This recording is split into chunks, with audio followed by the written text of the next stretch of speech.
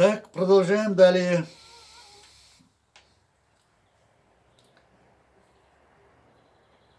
Следующий ярлык,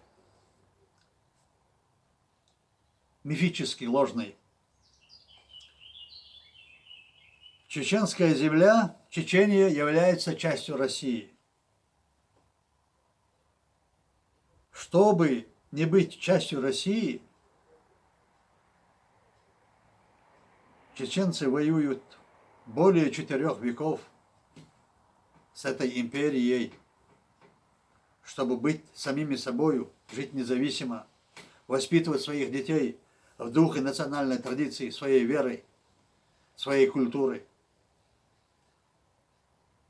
И этому есть доказательство более 4-вековая история нашего народа, известная всему миру. Генерал Орлов назвал ее вечной войной с чеченцами.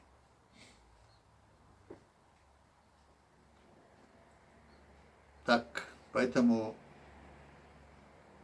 чеченская земля не может быть никак частью России. У русских есть такая имперская пословица: русским нужен мир и желательно весь. Вот этот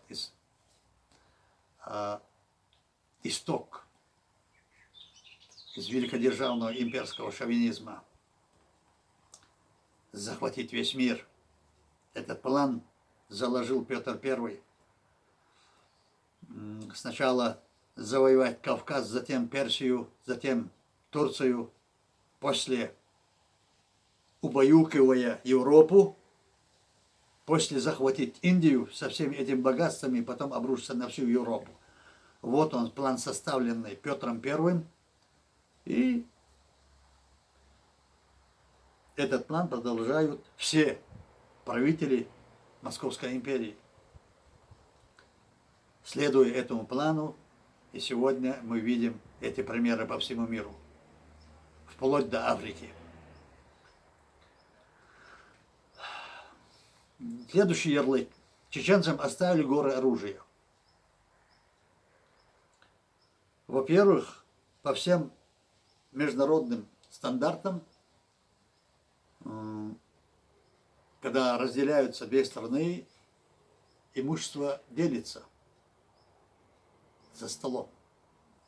Также за столом правительство Чеченской республики Ичкерия во главе с Джигаром Дудаевым в 1992 году с правительством Российской Федерации, империи, разделили вооружение, находящееся на территории Чеченской республики. Пополам, 50 на 50. Но что сделали эти военные? Слили масла со всех двигателей, со всей техники, и завели двигатели, вывели из строя. Вывезли аккумуляторы. Единственное огнестрельное оружие не смогли они испортить. Хотя в одной части были изъяты все бойки из автоматов и пулеметов. Вот таков он был раздел, а ничего не оставили. Чеченская земля освободилась от советской оккупации раньше всех, даже раньше Восточной Европы, так называемого Варшавского договора. Чеченская земля был остров, клочок, где не было солдата, остатков этой Красной империи. И 3 года мы жили независимо, процветали. Это был дурной пример для других народов. Поэтому Москва опять пошла на нас войной. 2 войнами. Первая война она провалилась, не получилось.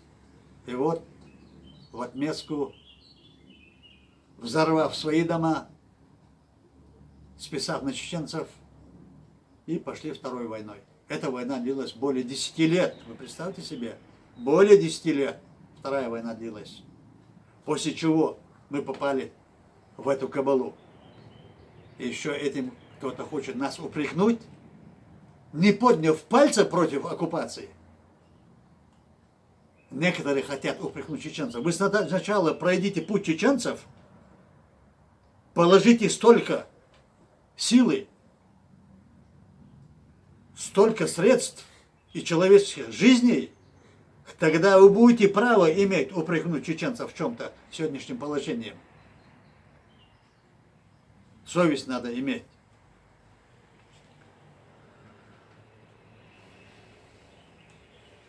Следующий ярлык – чеченская война, так называемая. В природе нет чеченской войны. Есть российско-чеченские, некоторые русско-чеченские их называют. Мы их насчитали 104 войной, 104 раза зашла к нам империя. И все эти 104 раза мы воевали, противостояли, отстаивая свою независимость. Разве может быть эта земля частью этой империи? Это же курам насмех. Нонсенс, как говорят. Далее, следующий ярлык. Ложный опять. Все они ложные.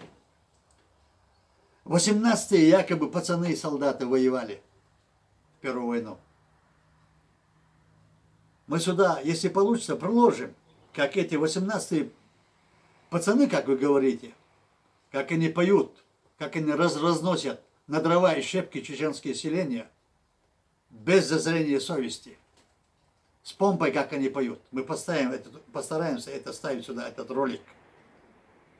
Это раз. Во-вторых, куркан пушек и танков, безразлично, кто их нажимает. Мы принимали от них эти снаряды, от этих ваших так называемых 18-летних мальчишек. За ними, они шли вперед, за ними шла морская пехота, десантура, и в третьем эшелоне ГРУ, ФСБ. Вот как они шли, эти пацаны, ваши так называемые.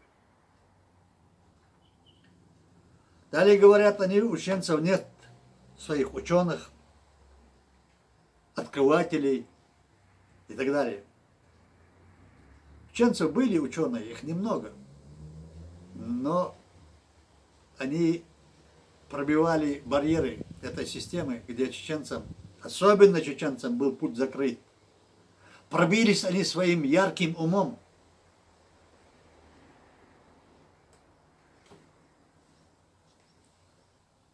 Своим,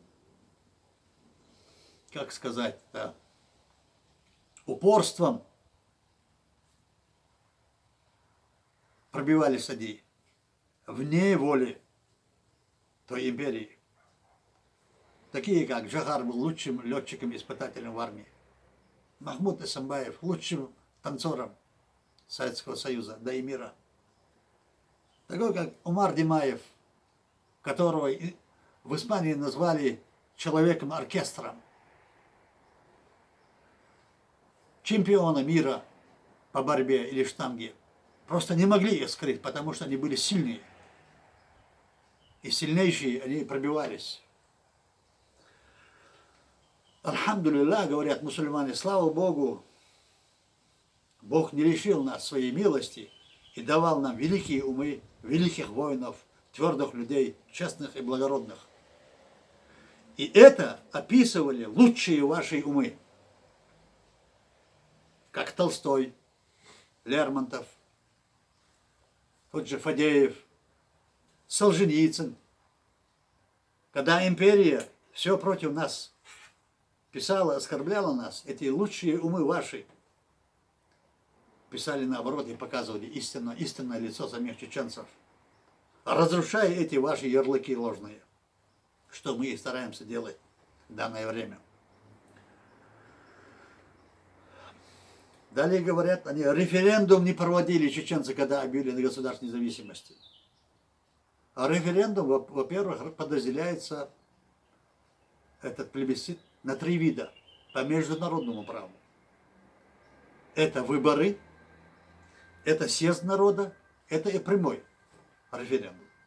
И все они признаются, имеют равную силу. Мы проводили выборы, мы проводили съезд.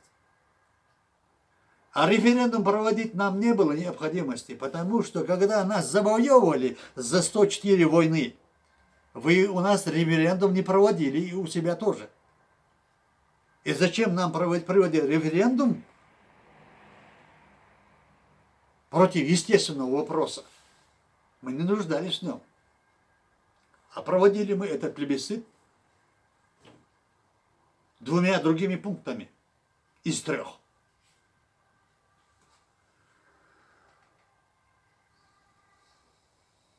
Вот так вот, бесперебойно печатает империя эти ярлыки на каждый случай. Пишут трактаты, как сказали ранее, снимают фильмы, оживляют их, внедряют умы молодое поколение. И опять рождается новая война. Они считают нас, что мы должны быть их рабами, а мы так не можем согласиться.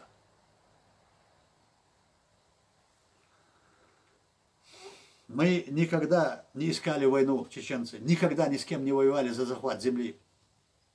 Никогда, хотя были на Кавказе самым сильным народом. Ни метр чеченцы не захватывали ни у кого. Наоборот, помогали. Во всех Кавказских республиках есть кладбище чеченских воинов, куда они приходили им на помощь, когда нужно. И к нам тоже они приходили. Так что в этом не в чем нас упрекнуть. Мы никого никогда не закабаляли. Мы всегда жили с открытой дверью, с открытыми сердцами, боясь Бога, уважая людей. И вот, чтобы не быть голословным, в завершении я вам зачитаю высказывание о чеченцах, не чеченцев. Прошу внимания. Исторические факты и материалы про чеченцев.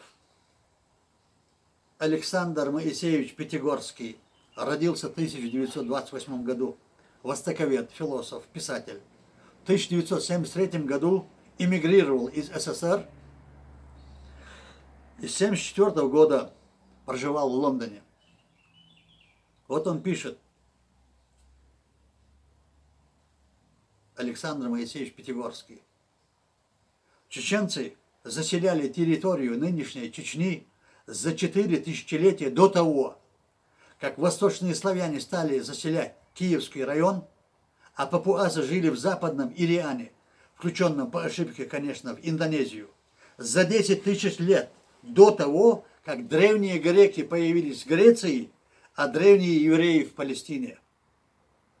Известный историк-лингвист, немецкий языковед Иосиф Карст, 1937 год, Гейдельберг, пишет: чеченцы не собственно кавказцы, но этнически и лингвистически резко отделяются от прочих горских народов Кавказа.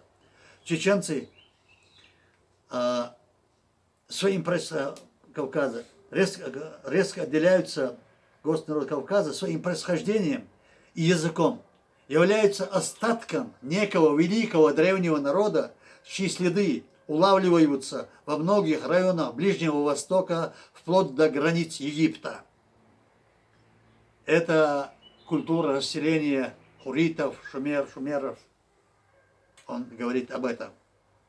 Это наши древние отцы заселяли, усваивали эти земли, спускаясь с гор Кавказа. Они, перемещенные на Кавказ, отпрыск великого гиперборейско-палеазиатского, переднеазиатского племени, которое простиралось от Турана, Турции, через северную Месопотамию в Ханаан. Ханаан – это Палестина. Своими еврологическими вокализмом, своим строением, не терпящих никаких нагромождений согласных, чеченский язык характеризуется как член семьи, которая некогда географически и генетически стояла ближе к протохамитическому, чем, собственно, кавказским языкам. К.М. Туманов пишет: в 1913 году в своей замечательной работе о доисторическом языке Закавказья. Предки современных чеченцев, отпрыски арийских медийцев, матианов, живших, между прочим, в одной сатрапии с урартийцами. Пережив последних, они окончательно исчезли из-за пределов Закавказья к началу VIII века нашей эры. Во время своей независимости чеченцы жили в отдельных общинах, управляемых через народное собрание. Сегодня они живут как народ, который не знает классового различия. Видно, что они значительно отличаются от черкесов, у которых дворянство занимало такое высокое положение.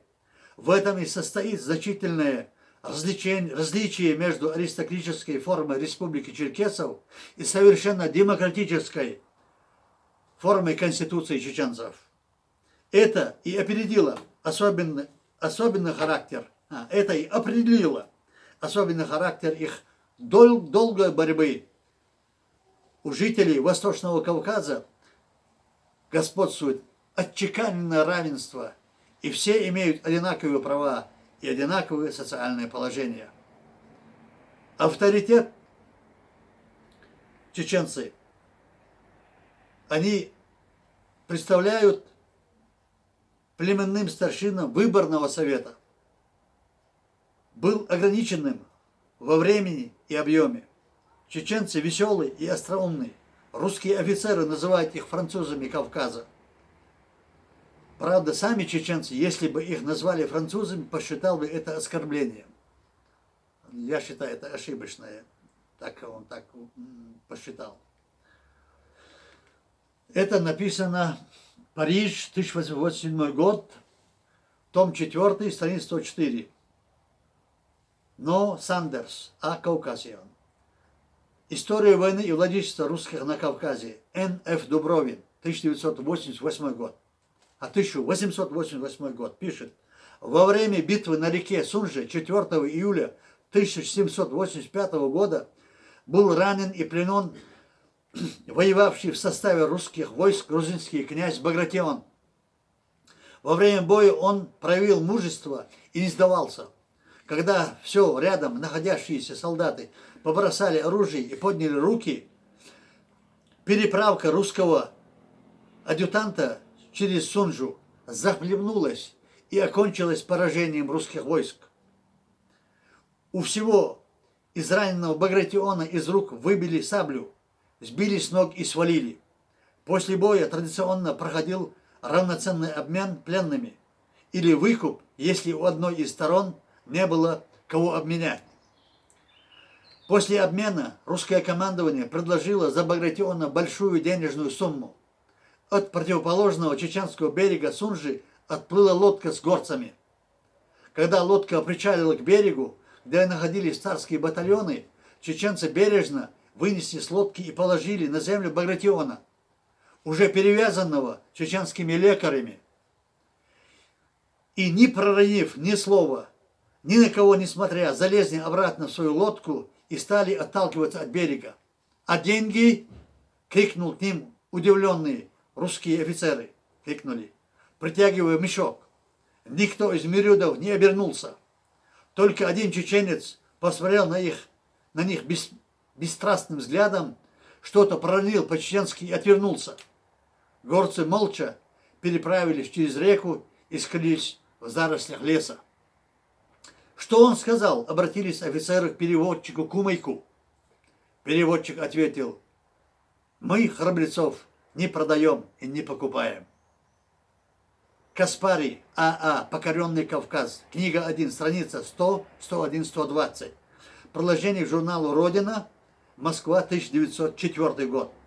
Чеченцы, как мужчины, так и женщины, наружностью чрезвычайно красивый народ. Они высокий ростом, очень стройны. Физиономии их, особенности глаза, выразительны. В движениях чеченцы проворны, ловки, по характеру они все очень впечатлительны, веселые и очень остроумны, за что их называют французами Кавказа. Но в то же время они подозрительны и мстительны. Вместе с тем чеченцы неукротимы, необыкновенно выносливы, храбры в нападении, защите и в преследовании.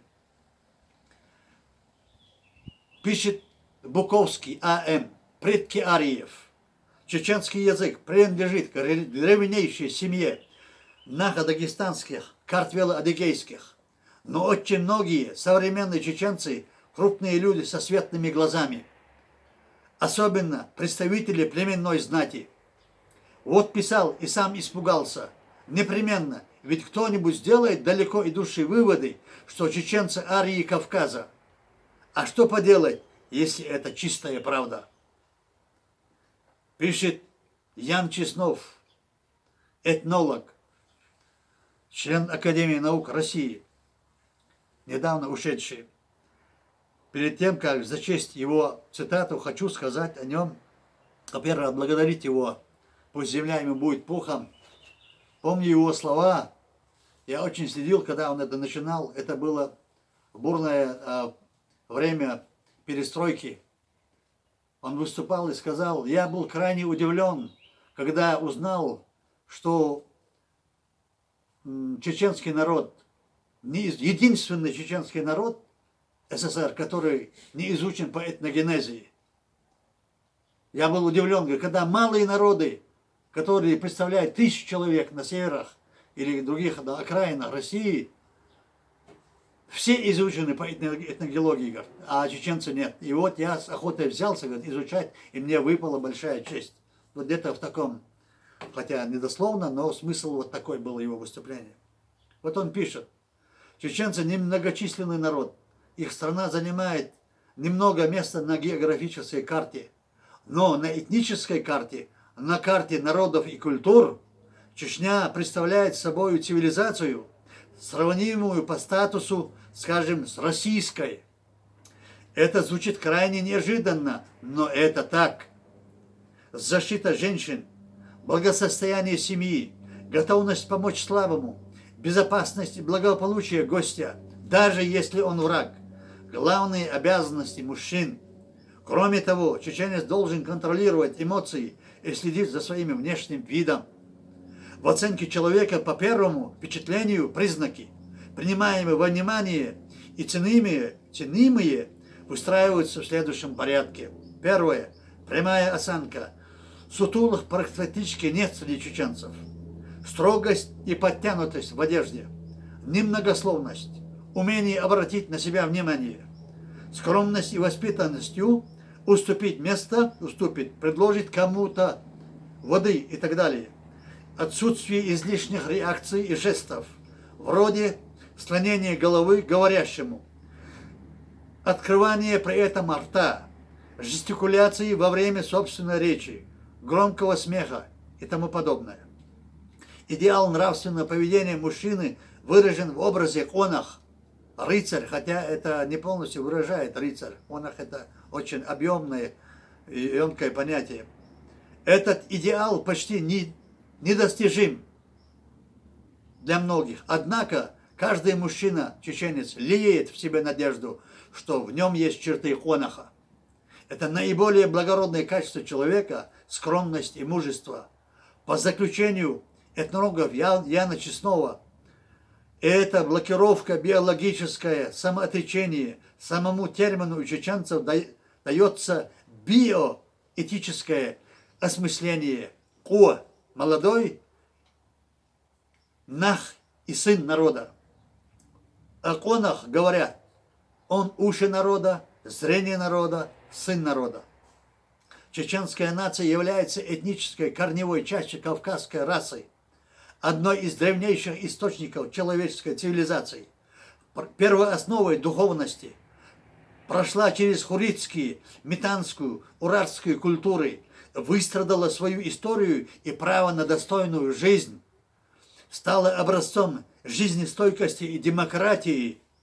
Древние армяне первыми связали этноним Нохчи современное самоназвание чеченцев с именем пророка Ноя, мир ему, как отмечено выше, буквальный смысл которого означает «Ноев народ».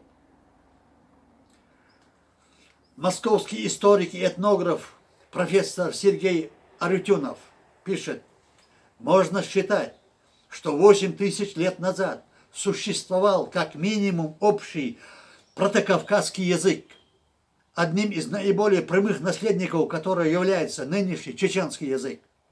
Когда чеченцы стали жить в своих тесных ущельях и равнинах, тогда еще не было ни древних германцев, ни римлян, ни античных греков, никого. И впоследствии никакие мимо проходящие монголы, тюрки, индоевропейцы с севера и с юга не смогли чеченцев выгнать оттуда. Слава Богу, альхамдулилля. Чеченский вопрос по-новому пишет Роберт Андракович Автанделян. У него написана книга «Чеченский вопрос по-новому». Действительного члена Армянской технологической академии и действительный член Академии наук России. Чеченцы, как последние магикане, сумевшие хоть что-то сохранить наследие ариев, были поперек горла всем властителям по 1000 километров, ибо являли для народов соблазнительный пример вольного самоуправления этого народа. И именно уничтожение остатков арийского наследия и являлось главной целью развязанного против чеченского народа геноцида и этноцида. К тому же история все время переписывалась и переиначиванием, и все, что относилось к арийской цивилизации, беспощадно и ущемленно уничтожалось умышленно, чтобы и не было и упоминаний об иной народной форме власти. Нахи близки к матьянам. Нахи, я называю чеченцев ингушей. Нахи близки к матьянам, урартам, хуритам, и имели с ними общие корни в древней арийской цивилизации. Не случайно внушают, что свое название чеченский народ получил от наименования села Чечен-Аул, хотя это далеко не так. А чеченцы народ пришлый, пишут, из Урарту или городов хуритов. Чеченцы, это он так написал, потому что он не знает некоторые вещи, так как он не чеченец. Чеченцы уходили из Кавказа по обеим сторонам Кавказского хребта. И на север, вплоть до Волги и Дуная, Дона,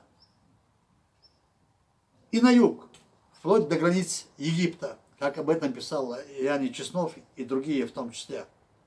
Вот исходя из того, он, якобы чеченцы, так как они осваивали Переднюю Азию, Месопотамию, их далекие предки, и в случае опасности приходили обратно, хотя центр всегда, их родина оставалась в горах Кавказа. И исходя из этих побуждений, видимо, он так написал, что они пришли оттуда, как наследники хуритов, уратийцев. Народ пришел, он пишет, из Урарту, города хуритов. Такие исследователи выполняют заказ тех, кому нужно, чтобы чеченцы, подобно Ивану Непомнящему родства, не знали, кто они и откуда. Ссылка на возможность расшифровки древних клинописей с языка чеченцев лишь подчеркивает то, что они самые близкие из оставшихся в живых древних языков изготовителям клинописей, и подтверждает, что чеченский народ сохранил язык предков с минимальными изменениями. А развитие чеченского общества отличалось многими особенностями и во многом не имеют аналогов. Чеченцы оказались от предков весьма тугоплавкими и трудноизменяемыми, и в течение многих веков сохраняли свой язык и образ жизни. На чеченских землях издревле установилась отлично развитая система урегулирования общественных отношений, система регулирования общественных отношений, и чеченские сообщества обладали передовыми по тем временам технологиями, производя все необходимое для жизни и для сожития Отечества. Чеченцы всегда имели очень хорошее вооружение и были особенно умелыми воинами. Постоянная военная угроза требовала поддержание постоянной боеготовности с большим числом качественно подготовленных воинов и немалых затрат. Чеченцы отличались особой подготовкой из поколения в поколение превосходных воинов и всего мужского населения. Сформировавшись еще в эпоху Великой Арийской цивилизации более 3000 лет назад, тогда все армянское Нагорье, включая теперешний Кавказ, считалось Араратом, а точнее Хайрарат, военно-хозяйственными сообществами стражей горных проходов, страны ариев. Тайно про предков чеченцев отличались поддержанием общественного порядка на основе нравственных норм, являющимися священными законами и неукоснительно соблюдаемыми неизменно в течение тысячелетий. Жизнь в нагорных обществах в условиях большей изолированности делает их жителей более воинственными, постоянно вооруженными и более консолидированными в первостепенность интересов семьи и рода. В чеченских обществах власть принадлежала не знати, как у большинства народов, а сосредотачивалась на низовых уровнях. Чеченцы знать уважали, но они ей не поклонялись, не платили феодалам дани, подати, налогов, но каждый собственник сам выделял 10-ю часть доходов сиротам и неимущим, а также по решению старейшин на общественные нужды. Являясь низовой этноединицей, чеченские тайпы управлялись советами старейшин при свободе и взаимной ответственности каждого чеченца. Знать была аккумулятором ресурсов и служила поддержанию чистоты и нравственности. В Чечне во все времена избегали прецедентов наследования власти. Отношение чеченцев к знати и налогам мало аналогов. Оно сложилось еще у их прапредков, живших обособленно от основного населения ариев и несших важнейшую охранную функцию. Они с небольшими силами первыми встречали вражеские набеги, за что были весьма уважаемы и, соответственно, никому не кланялись, и были свободными, в том числе и от налогов, податей и повинностей. Им с детства прививались навыки не только воинов, но и ряда других профессий, которые нужны и на войне, и в мирной жизни. Молодые чеченцы обучались жить так, как жили их предки, уметь и рано лечить, и решать общественные проблемы, пользоваться дарами земли и беречь ее, и умению строить как башни, так и добрососедские отношения. Им запрещалось ломать даже ветку дикой груши. Принявшие гостя, чеченец несет за него ответственность. Будучи вольными сообществами, чеченские тайпы принимали спасающихся от преследований и закабаления. Добравшись до чеченской земли, раб или крепостной был уже свободен. Устраивался, обзаводился